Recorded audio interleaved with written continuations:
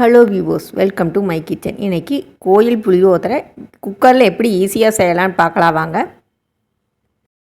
அதுக்கு குக்கர் அடுப்பில் வச்சு நல்லெண்ணெய் சேர்த்துக்குங்க. ஒரு 2 ஸ்பூன் 3 ஸ்பூன் அளவுக்கு சேர்த்திக்கலாம். நல்லெண்ணெய் காஞ்சதுக்கப்புறம் அதில் கடுகு சேர்த்திக்கலாம். ஒரு 1/4 ஸ்பூன் அளவு கடுகு சேர்த்துக்குங்க. கடுகு வெடித்ததுக்கப்புறம் வெங்காயம், மிளகாய், பூண்டு இதெல்லாம் சேர்த்திக்கலாம். கூடவே கறிவேப்பிலையை ஆட் பண்ணிக்கலாம்.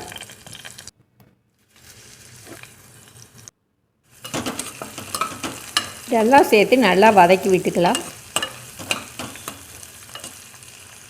இதெல்லாம் நல்லா வதங்கினதுக்கப்புறம் ஒரு கைப்பிடி அளவு வறுத்த நடக்கலையை ஆட் பண்ணிக்கலாம். இதுக்கு பொதுவாக நீங்கள் கடலைப்பருப்பு கூட ஆட் பண்ணிக்கலாம். கடலைப்பருப்பு ஆட் பண்ணுறதா இருந்தால் கடுகு பொரிஞ்சதுக்கப்புறமே சேர்த்திட்டு அதுக்கப்புறம் வெங்காயம் மிளகாயெல்லாம் வதக்கி விட்டுக்கணும். கூடவே 1/2 ஸ்பூன் அளவுக்கு மஞ்சள் தூள் ஆட் பண்ணிக்கலாம்.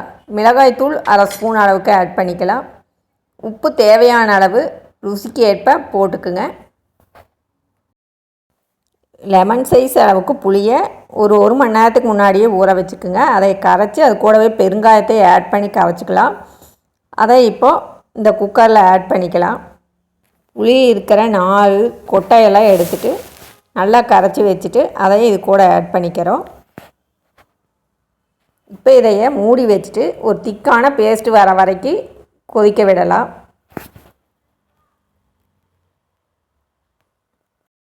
இப்போ பாருங்கள், நல்லா சுண்டி ஒரு திக்கான பேஸ்ட்டு பதத்துக்கு வந்துடுச்சு. இப்போ இது கூட அரிசி வேக வைக்க தேவையான அளவு தண்ணியை ஆட் பண்ணிக்கலாம். நான் 1.5 டம்ளர் அளவுக்கு பச்சரிசியை ஒரு 20 நிமிஷம் முன்னாடியே ஊற வச்சு வாஷ் பண்ணி வச்சுருக்கேன். அதை இந்த குக்கரில் இருக்கிற புளி பேஸ்ட் கூட ஆட் பண்ணி நல்லா மிக்ஸ் பண்ணி விட்டுட்டு அதுக்கப்புறம் அரிசி வேக தேவையான அளவு தண்ணியை ஆட் பண்ணிக்கலாம். நான் 1.5 கப் அரிசிக்கு 3.5 கப் அளவுக்கு தண்ணியை ஆட் பண்ணிக்கிறேன்.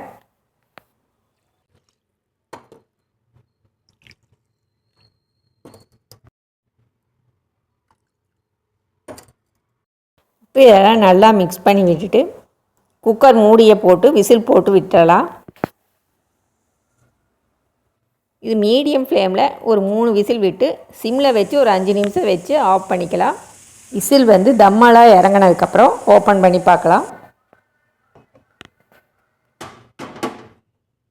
இப்போ பாருங்கள், சுவையான கோயில் புளியோதரை குக்கரில் ஈஸியாக செஞ்சாச்சு.